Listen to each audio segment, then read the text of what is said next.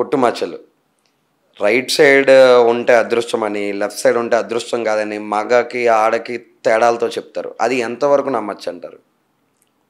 పూర్వీకులు చెప్పిన విధానంలో పుట్టుమచ్చలు అనేది పెదవి మీద ఉంటే అదృష్టము ప్రేమతత్వం కలిగి ఉంటుందని చెప్పారు.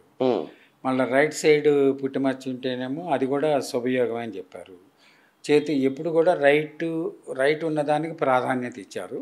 రాజకీయ పరంగా వచ్చేటప్పటికల్లా లెఫ్ట్ సైడ్ కనుక్కుంటే మాత్రం అది క్షత్రియ జాతికి చెందినవాడు, రాజదక్షత కలిగిన వాడని చెప్పి చరిత్రలో చెప్పారు, శాస్త్రంలో. అట్లాగే మన నందమూరి తారక రామారావు గారు గౌరవనీయులు పూజనీయులు, ఆయనకి వీపు మీద వెనకాల ₹1 బిళ్ళ అంత పుట్టుమచ్చు. అవును, అది పూర్వీకులు జ్యోతిష్ శాస్త్రులు కూడా చెప్పండి, గొప్ప రాజకీయవేత్త అవుతామని చెప్పి. అట్లాగే అతను ఎగ్జాంపుల్ మన రామారావు గారు.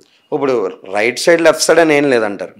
అంటే లెఫ్ట్కి ప్రాధాన్యత ఇచ్చారు, కొన్నిటికి లెఫ్ట్కి ప్రాధాన్యత ఇచ్చారు, కొన్నిటికి రైట్కి ప్రాధాన్యత. ఇప్పుడున్న కాలంలో ఎవరిని అడిగినా సరే ఆడవాళ్ళకి ఎడమ మంచిదిరా, మగవాళ్ళకి ఎడమ మంచిది కాదు, కుడే మంచిది అంటారు. అది ఎంతవరకు కరెక్ట్?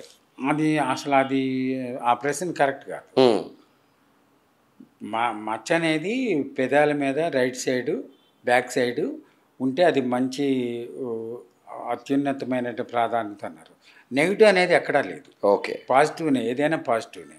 అదే ఇప్పుడు తొడల భాగంలో ఉందనుకోండి, అతను సౌఖ్యవంతుడు అని చెప్పారు. ఓకే. స్త్రీకి ఎడమ కాలి మడం దగ్గర ఉందనుకోండి, అది చెడ్డ వార్తగా చెప్పారు. అది వాళ్ళ మనస్తత్వాలను బట్టి ఉంటుంది, కానీ మచ్చను బట్టి మాత్రం ఏమి లేదు. ఓకే. అలాగే మచ్చ ఉన్నదాన్ని ఆ స్త్రీ చెడ్డ ఆలోచన చేయదు. ఓకే.